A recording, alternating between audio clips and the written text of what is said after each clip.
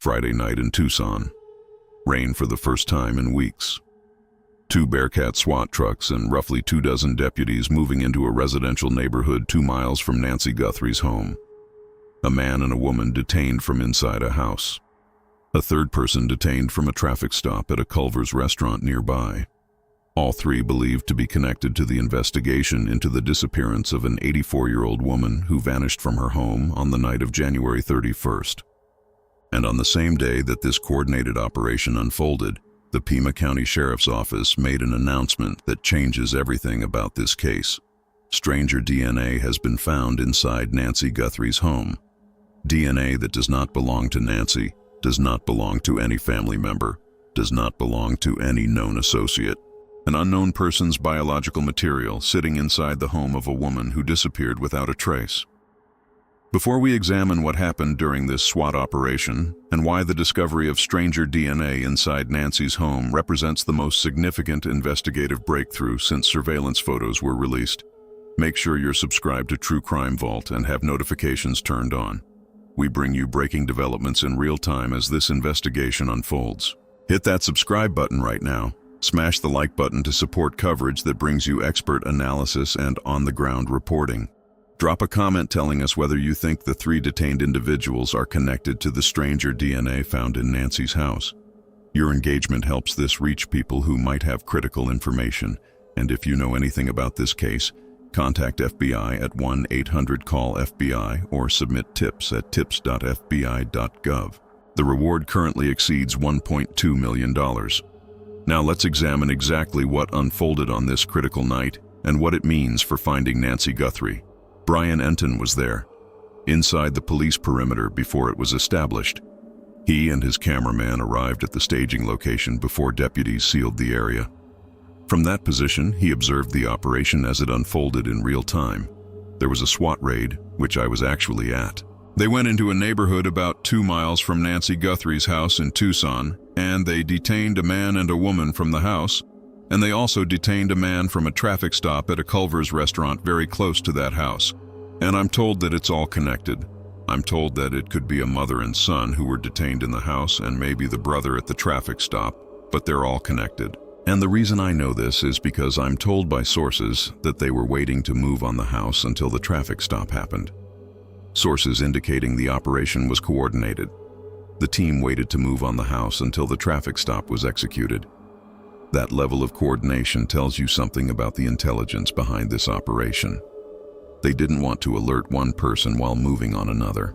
They wanted everyone secured simultaneously so no one could flee or warn the others or destroy evidence. This wasn't a routine warrant execution. This was a multi-point tactical operation designed to control all variables at once.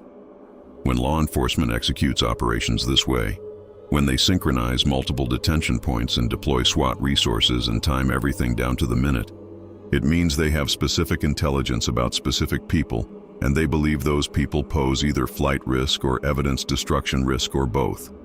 A mother and son from the house, possibly a brother from the traffic stop, 3 people from what appears to be a single family unit, all detained within the same operation, all reportedly connected to the Nancy Guthrie investigation. Whether any of them is a direct suspect or whether they are being held for questioning while evidence is processed remains unclear at this point. But the scale of the operation reflects a level of confidence in the intelligence that preceded it. You don't deploy 2 Bearcat SWAT trucks and 24 deputies and coordinate a simultaneous traffic stop for a fishing expedition. You do it when you have reason to believe the targets are connected to a federal investigation into the kidnapping of an elderly woman. Enton observed the man and woman come out of the house without force. No confrontation, no resistance. They complied immediately when deputies approached, and simultaneously, the traffic stop at Culver's secured the 3rd individual. The person at Culver's, according to sources Enton spoke with, was stopped in what appeared to be a routine traffic stop, but was actually coordinated with the house operation. The timing was precise. Both locations were secured within minutes of each other. Within the hour, a convoy of FBI agents and an evidence response unit arrived to begin what was expected to be an all-night search warrant. As more and more FBI showed up, it felt more significant. That assessment is based on observation, not confirmation. But the volume of federal resources deployed to this particular address suggests that whatever intelligence led them there carried more weight than previous leads. The FBI Evidence Response Team doesn't show up for minor leads. ERT is deployed when there's expectation of recovering physical evidence that could be case-breaking. Documents, electronics, biological samples, items that connect suspects to crime scenes. The fact that ERT arrived ready to work through the night tells you investigators expected to find something at that residence. Whether they found it, we don't know yet, but the operational posture, the resources committed, the coordination across multiple detention points, all of it indicates this wasn't exploratory. This was targeted based on specific intelligence that investigators believe justified the operation. The concern, of course, is whether this follows the same pattern as what happened days earlier in Rio Rico near the Mexican border. In that case, a similar operation detained a man named Carlos, executed a search warrant, and ultimately released him with no connection to the case. That outcome left investigators and the public deflated. The hope was high. The expectation was that Carlos might be the person captured on Nancy's doorbell camera, the masked figure who approached her house in the early morning hours. But after processing and investigation, he was cleared. He had no involvement. The operation in Rio Rico became a reminder that in investigations like this, not every lead pans out. Not every person detained is connected. Sometimes intelligence looks solid and investigation reveals it's not. But there's a critical difference this time. The DNA announcement. The sheriff's office is saying that inside Nancy Guthrie's house, they located DNA that does not belong to Nancy Guthrie and does not belong to anyone associated with Nancy Guthrie. Okay, so a stranger's DNA located in the house. And remember, we know that they've taken DNA from Nancy Guthrie's family members, and we know that they've taken DNA from people who came in and out of the house, like landscapers, pool people, Uber drivers, that kind of thing. So they apparently ruled those people out in terms of whose DNA this is that they found in the house, and there is someone else's DNA in the house. That is a big deal, because that DNA could belong to the kidnapper. Every known person who had legitimate reason to be inside that home has been tested and eliminated. Family members, service workers, regular visitors, none of them match. The process of elimination was thorough. Investigators didn't just test immediate family. They tested everyone who could have left biological material in that house through legitimate presence. Landscapers who came to the property for yard maintenance, pool maintenance workers who serviced the pool, Uber drivers who may have picked up or dropped off Nancy or family members, friends who visited. Anyone whose presence in the house would be explainable and unsuspicious. All of them were tested. All of them were ruled out. What remains is biological material from someone who should not have been there. Someone whose presence in Nancy's home has no legitimate explanation. Someone who was inside that house but was not supposed to be. And the existence of that material transforms the investigation from a search based on behavioral analysis and circumstantial evidence into one that has a direct biological link to the person who was inside Nancy Guthrie's home. This is not a theory. This is not a profile based on surveillance footage or witness descriptions or operational assumptions. This is physical evidence. DNA, the most reliable form of identification that exists in forensic science. And it places an unidentified individual inside the house. If DNA samples are collected from the 3 individuals detained tonight, comparison results could come back within days. The FBI lab can process DNA comparisons quickly when a case has priority status. This is not a cold case sitting in a queue waiting for funding and resources.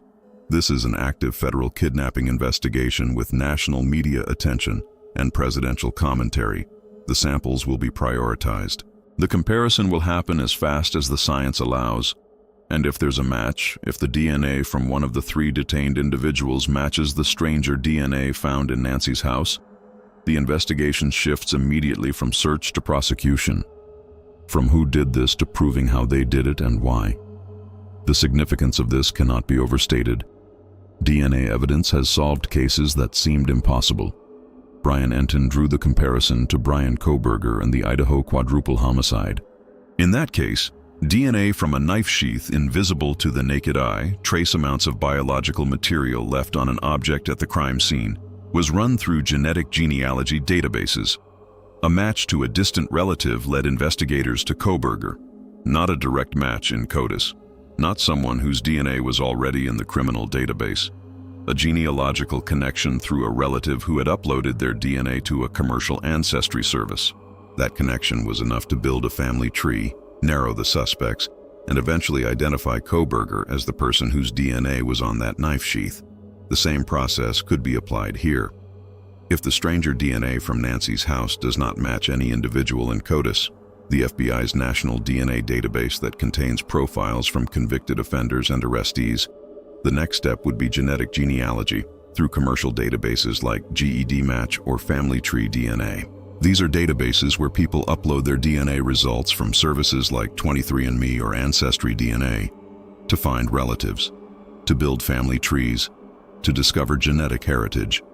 Those databases are searchable by law enforcement with proper legal process, and they become one of the most powerful tools in modern criminal investigation because they don't require the suspect to have a criminal record or to have been arrested.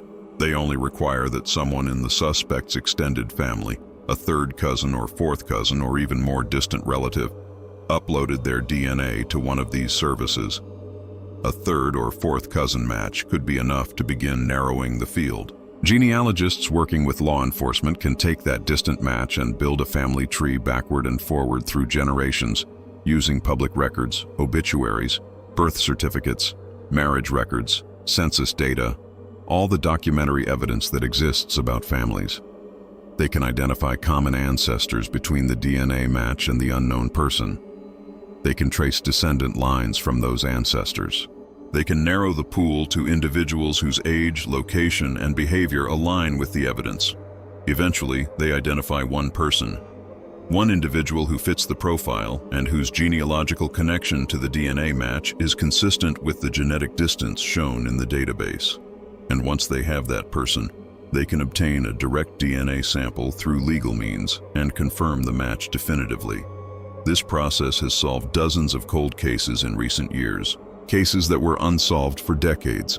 Cases where the suspect had no criminal record and was never on law enforcement's radar. Cases where traditional investigation reached dead ends because there were no witnesses, no surveillance footage, no informants, nothing but biological evidence left at a scene. Genetic genealogy changed that. It turned DNA from an identification tool that only worked if the suspect was already in a database into a tool that can identify anyone whose extended family has participated in commercial genealogy testing. And millions of people have. The databases are enormous and growing every day. And now, on the same night that this DNA confirmation was made public, 3 individuals have been detained 2 miles from Nancy's house, and the FBI is executing a search warrant at their residence. The timing is not coincidental. Law enforcement doesn't accidentally announce major evidence on the same day they execute a major operation. The DNA announcement and the SWAT operation are connected, even if we don't yet know exactly how. This operation was planned days or weeks in advance. It was coordinated between multiple agencies. It involved SWAT resources, traffic stop synchronization, and immediate FBI evidence response deployment. That level of operational complexity doesn't happen for routine questioning. It happens when investigators have intelligence that justifies the risk and the resource expenditure. What that intelligence is, we don't know yet. We don't know what led investigators to this particular house 2 miles from Nancy's home. We don't know what connection these 3 individuals have to Nancy, or to her disappearance, or to the evidence found at her house. We don't know whether they are suspects or persons of interest or witnesses or people who know something but weren't directly involved. But the fact that the operation happened on the same day the DNA announcement was made suggests the 2 developments may be connected. It suggests that investigators may have intelligence linking these individuals to the biological evidence found in Nancy's house. And if that's true, if DNA samples collected tonight match the stranger DNA from the scene, this case moves very quickly from investigation to prosecution. The neighborhood around Nancy's home remains secured. A deputy stationed outside around the clock since the day she disappeared. 24-hour security presence to protect the scene, to prevent unauthorized access, to maintain chain of custody for any evidence that might still be discovered. Media lining the street from networks around the world. American outlets, international outlets, some broadcasting in languages other than English because this case has drawn global attention. An 84-year-old woman vanishing from her home in a wealthy neighborhood, a masked intruder on camera, a ransom demand in Bitcoin. All of it captured the public imagination in a way that keeps reporters from around the world stationed on this street waiting for developments. The vegetation is dense enough that someone could move between properties through the desert without being seen from the road. The properties in the Catalina foothills are large, separated by natural desert landscaping, saguaro cacti, palo verde trees, rocky terrain that hasn't been developed or cleared. Someone familiar with the area could move from property to property through that desert vegetation without ever being visible from the street, without ever passing through areas where security cameras would capture them, without ever appearing on doorbell cameras or motion-activated lights. That's one of the challenges of this investigation. The neighborhood, despite being wealthy and security conscious, has natural features that make surveillance difficult. No streetlights due to a local ordinance protecting stargazing. The Catalina foothills has dark sky ordinances designed to minimize light pollution so residents can see stars clearly at night. That's appealing if you live there and value astronomy and natural darkness. But it also means the streets are pitch black at night. No ambient light from street lamps. No illumination of sidewalks or driveways. Just darkness. And in that darkness, someone can move invisibly. Someone wearing dark clothing. Someone who knows the layout can approach properties without being seen until they're directly in front of a camera. At night, the area is pitch black. Even after 2 weeks on the ground, Enton still uses GPS to navigate out of the neighborhood every evening because the winding roads and cul-de-sacs are disorienting even in daylight. That detail carries weight in the broader analysis. If a journalist who has spent 2 weeks in the neighborhood, who has driven these streets multiple times per day, who has walked the area and filmed the properties and studied the layout, still gets lost and needs GPS to find his way out. The person who entered Nancy's home and left without triggering a single camera on the street almost certainly knew the layout in advance.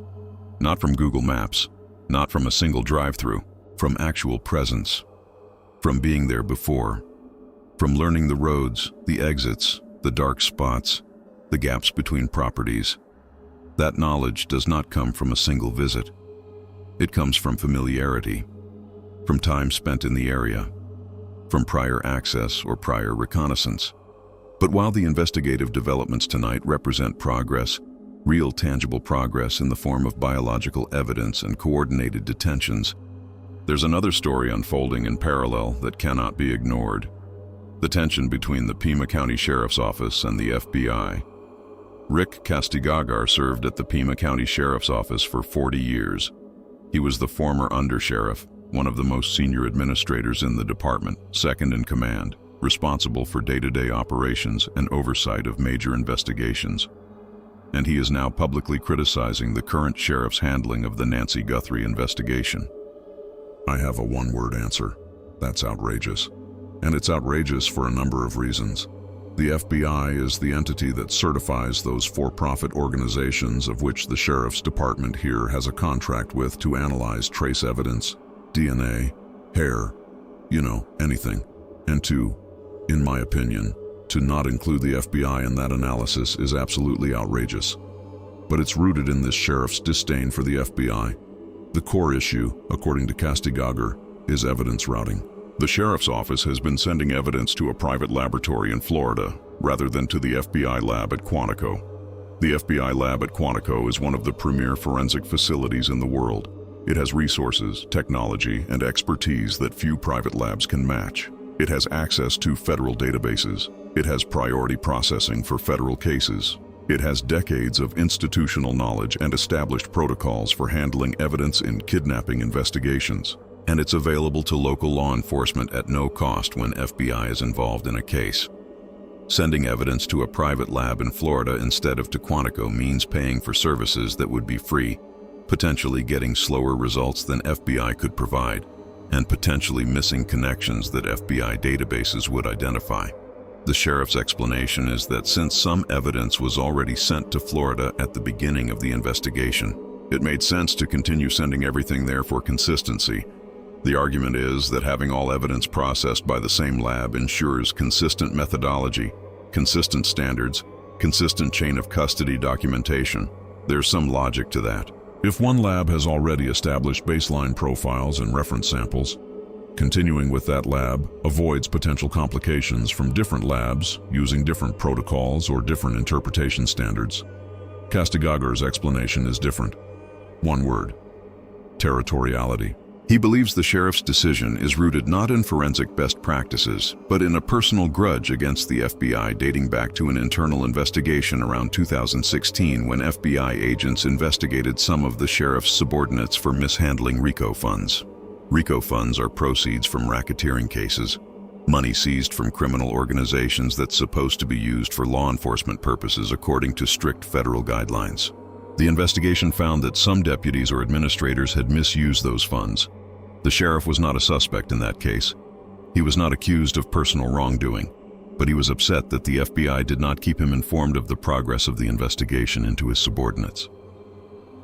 According to Castigagar, the sheriff expressed his disdain for the FBI on many occasions to senior staff during that period and afterward.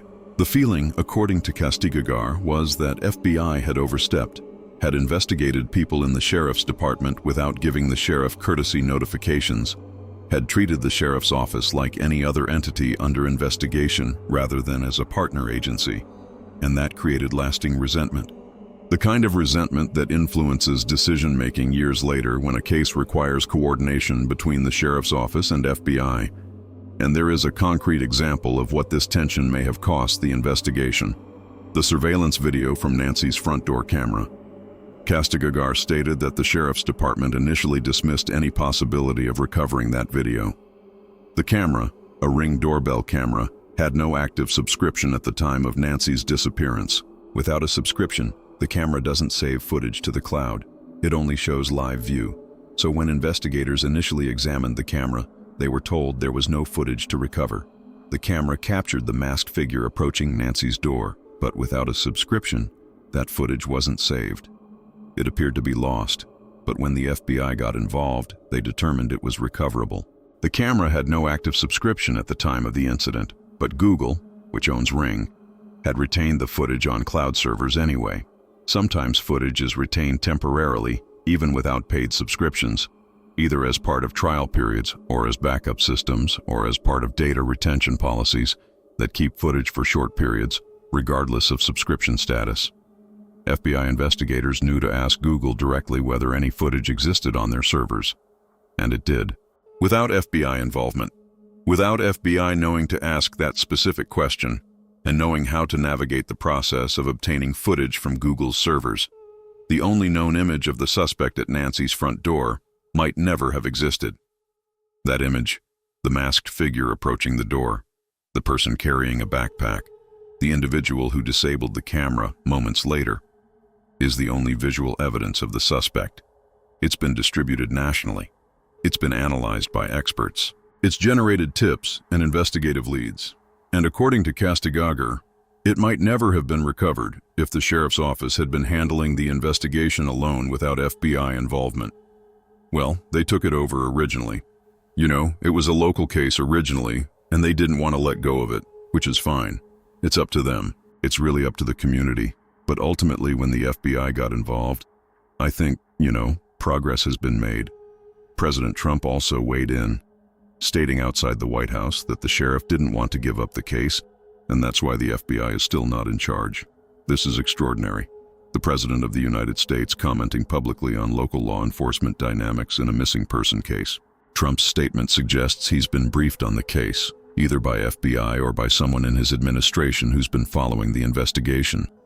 And his characterization that the sheriff didn't want to give up the case aligns with what Castigagar has been saying, that there's territorial resistance, that there's reluctance to fully integrate FBI into the investigation, that there's tension impeding what should be seamless cooperation.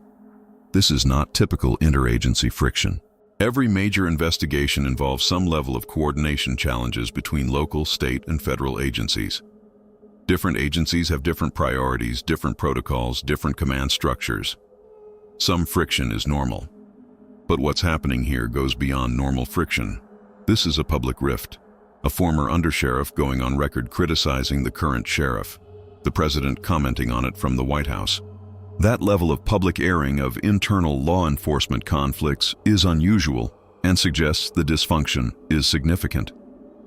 The question is whether this territorial conflict has delayed or compromised investigative efforts that could have produced results faster, whether evidence that should have been processed at the FBI lab weeks ago is still sitting in Florida waiting for analysis, whether the DNA that was just announced as stranger DNA was delayed in processing because it went to a private lab instead of to Quantico, whether coordination between agencies has been as seamless as it should be when a life is at stake.